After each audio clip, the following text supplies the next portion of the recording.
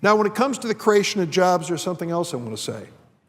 I believe that people who get up and go to work every single day, work hard for a living, not lazy at all, should not be living in poverty.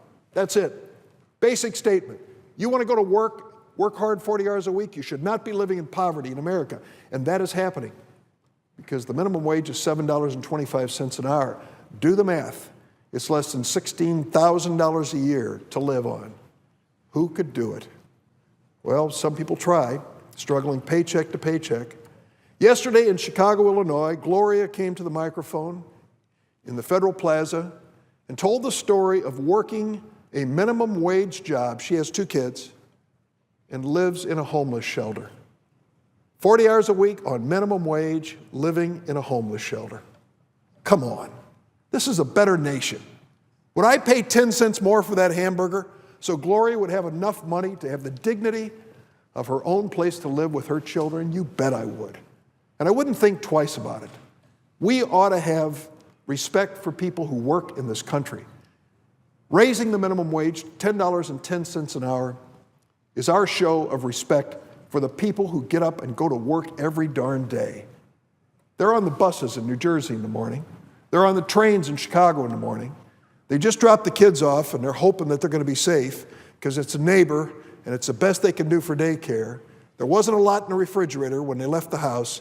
They're hoping to pick up something before they get home.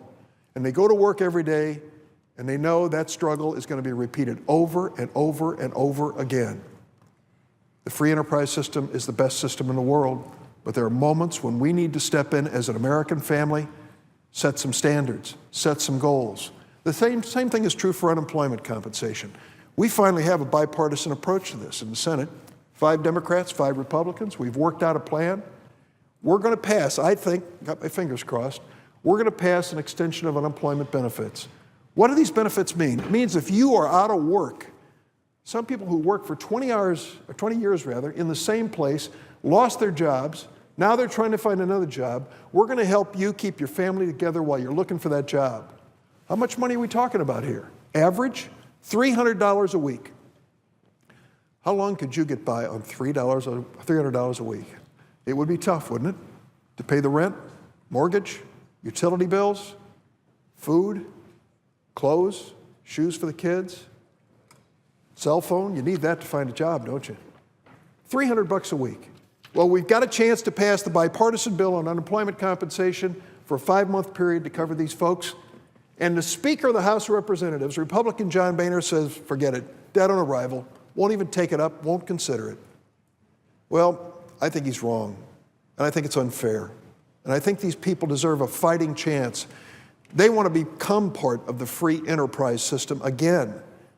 And our giving them a helping hand in time of need is what every family expects and what they usually offer when asked to help. But instead, what Speaker Boehner has said, no way, you're out of it. You're out of work, you're out of luck. I don't buy it. There have been times in my life and in the lives of most people when neighbors, friends, relatives, and even the government came in to give a helping hand. For me, it was government loans when I went to school. Couldn't have done it without it. I think it's paid off, sure has in my life, and I think it's paid off for America. So ultimately, the voters have the last word about whether or not Speaker Boehner's approach against unemployment compensation is the right way to do it. There's another bill we're going to take up next week, pay equity. You know, I've been blessed, my wife and I have, daughter, son, both in the marketplace, both talented, so proud of them. There's no reason why a daughter should be paid less than a son for the same work, but it happens every single day. We have got to establish a standard in America of equal opportunity and mean it. Equal opportunity when it comes to daughters and sons, when it comes to women and men in the workplace. It's not too much to ask. The first bill that President Obama signed into law as president was the Lilly Ledbetter Act. I remember this woman working in Alabama in a tire factory who, after she'd been there more than 10 years, finally realized she was doing the same job as that man standing next to her and being paid less every single day. She'd had enough of it. She brought a lawsuit against the company. The Supreme Court turned her away, and we had to change the law, and the president signed into law the Lilly Ledbetter Act.